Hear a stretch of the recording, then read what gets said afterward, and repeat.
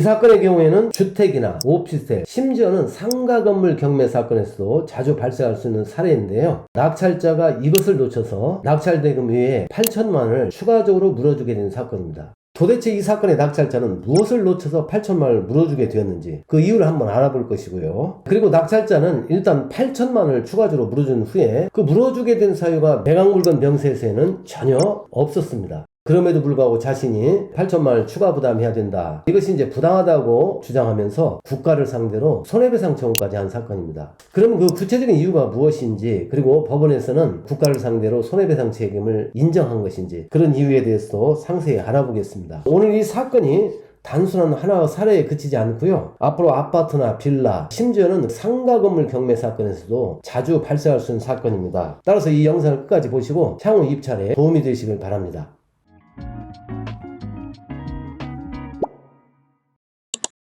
자, 이 사건 자료인데요. 소재지는 서울특별시 강남구 역삼동이고요. 물건의 종별은 오피스텔입니다. 자, 그런데 구체적인 내용에 들어가기 전에 이 사건의 몇 가지 특징을 한번 간추려보고 들어가겠습니다. 첫째는 이 물건은 법인 소유입니다. 법인 소유일 때는 몇 가지 주의할 점이 있는데요. 그 중에서 특히 주의해서 확인할 것 중에 하나가 임금 채권의 배당 요구 여부입니다. 두 번째로는 이 물건에는 선순위 세입자가 있습니다. 자, 그런데 이 선순위 세입자는요, 임차인으로서 대항력을 갖추는데 그치지 않고 전세권 등기까지 마쳤습니다.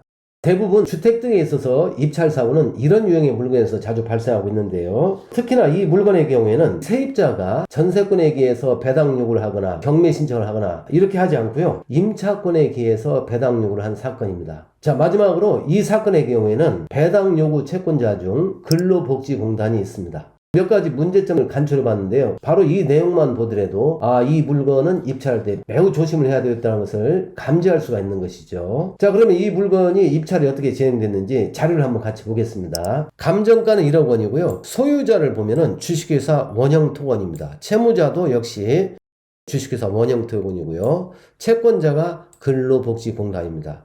자, 이 내용만 보더라도 이 물건을 입찰할 때는 매우 조심해야 된다.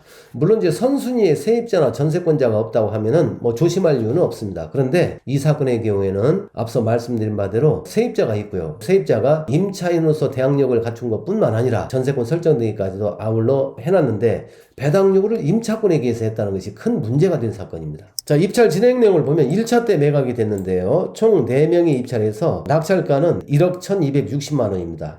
그러면 이어서 임차인 현황과 등기부 현황을 확인해 보겠습니다.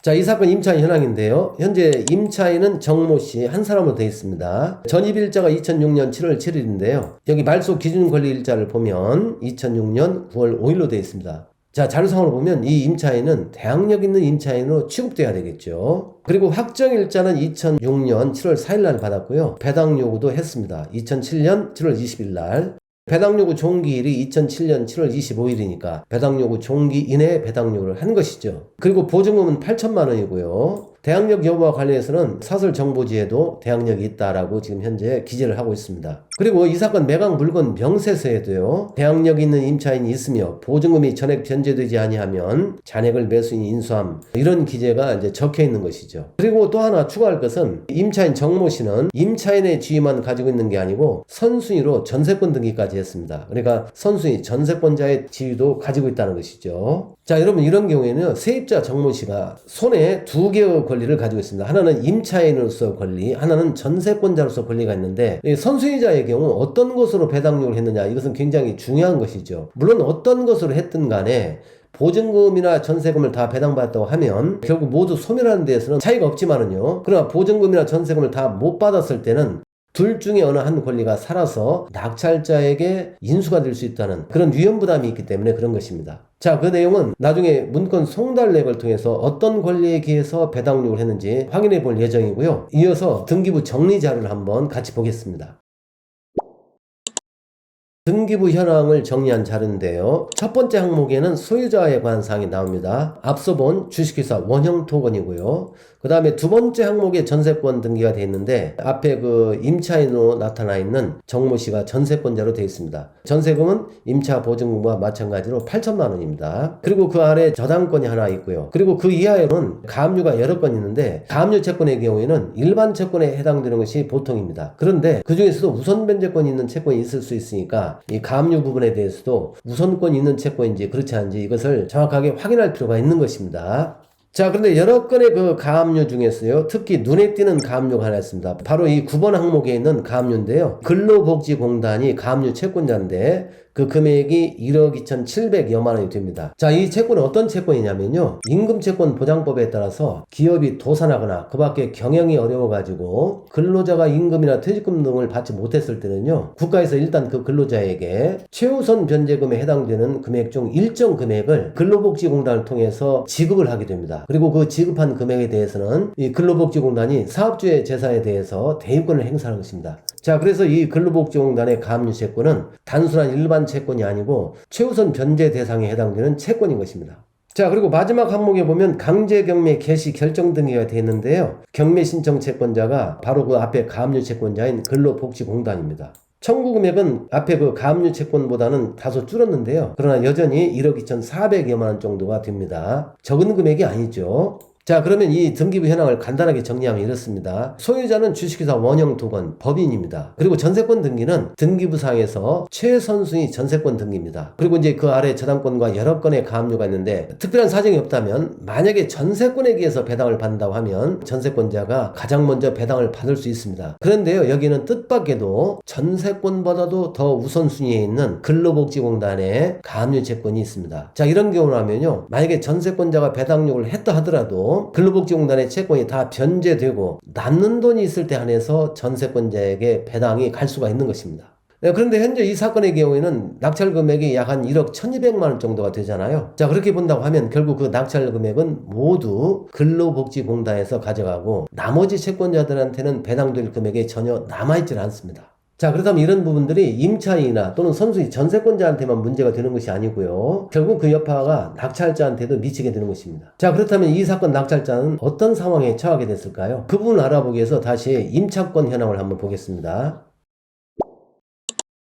자, 임차인 정모 씨는 전입일자가 2006년 7월 7일로 되어 있는데요. 자, 이 내용만 가지고 보면 대항력 있는 임차인으로 일단 보여지는 것이죠. 그런데요, 제가 바로 이어서 이제 말씀드릴 이 사건 관련 판결문을 한번 쭉 검토를 해봤는데요. 그 판결문에 보면은 현재 이 전입일자는요, 집원을 잘못 기재해서 전입을 한 날짜입니다. 따라서 나중에 올바른 집원으로 주민등록 전입신고를 다시 하게 되는데요. 그 시기가 언제냐면요, 2006년 11월경입니다. 그럼 여러분 여기 등기부를 보면은 근저당권과 가압류가 여러 건 있은 상태에 7번 항목이죠. 이 상태 이후에서 전입신고를 바로잡았어요. 그렇다면 결과론적으로 임차권은 후순위 임차권에 해당이 됩니다. 따라서 이 사건의 경우에는 세입자 정모 씨의 임차권과 전세권 중 임차권은 사실 인수할 여지가 없었습니다. 문제는 전세권인데요. 과연 그러면 전세권은 어떻게 됐느냐? 자, 전세권의 운명은요, 임차인 정모 씨가 배당 요구를 했잖아요. 그 배당 요구가 과연 임차권에 기한 배당 요구냐 아니면 전세권에 기한 배당 요구냐, 여기에 따라서 낙찰자가 전세금을 추가 부담하느냐 않느냐, 이것이 판가름 나게 되는 것입니다. 그러면 이 임차인 정모 씨는 어떤 권리로 배당 요구를 했는지 문건 송달 내역을 한번 같이 보겠습니다. 자, 이 사건 문건 송달 내역인데요, 아주 중요한 내용이 나옵니다. 2007년 7월 20일 날 임차인 정모 씨 권리신고 및 배당 요구 신청 제출 이렇게 돼 있어요. 그리고 이제 문건 송달 내역 어디를 봐도 전세권에 의해서 배당 요구한 사실은 나타나지 않습니다. 따라서 이 사건의 경우에는 임차인 정모 씨가 임차권에 의해서 배당 요구를 했을 뿐이지 전세권에 대해서는 배당 요구를 안 했잖아요. 그리고 보증금이나 전세금에 대해서는 당연히 배당을 받은 바가 없습니다. 자, 그렇다면은 임차권은 아까 후순위라서 소멸되는 것은 뭐 별개로 하더라도 전세권의 경우는 선순위잖아요. 그리고 전세권에 의해서 배당 요구를 한 바가 없기 때문에 이 전세권의 부담은 낙찰자에게 그대로 인수가 되는 것이죠. 자, 그러면 그 이후에 낙찰자는 구체적으로 어떤 상황에 처했는지 이 사건 관련 판결문을 기준으로 해서 제가 말씀을 좀 드리겠습니다.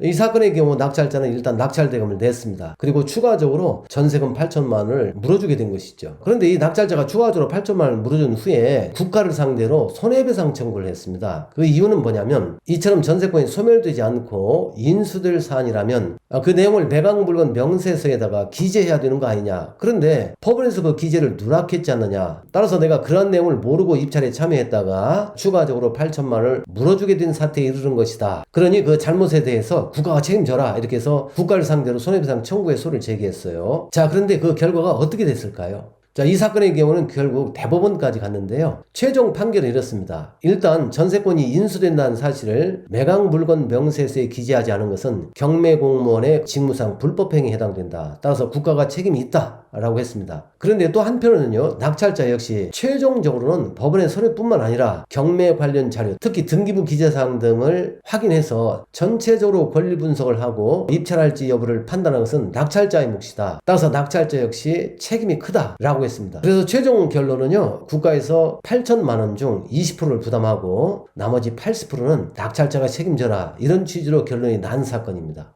제가 이 사건을 보면서 낙찰자가 조금만 더 주의를 기울였더라면 낙찰대금 이외에 추가로 이게 8천만 원을 물어주는 사태, 이것을 방지할 수 있었지 않을까라는 그런 아쉬움이 남는데요. 왜 그런 아쉬움이 남냐면 낙찰대금을 내기 전에 그 매각물건 명세서의 중요한 기재사항이 누락이 됐다라는 것을 이유로 매각 허가에 대한 이의나 또는 매각 허가 결정이 났을 때는 즉시 항고 등을 통해서 다퉜더라면 결국은 이 물건은 얻지 못했을지라도 추가 부담만은 피하지 않았을까라는 그런 아쉬움이 강하게 남습니다.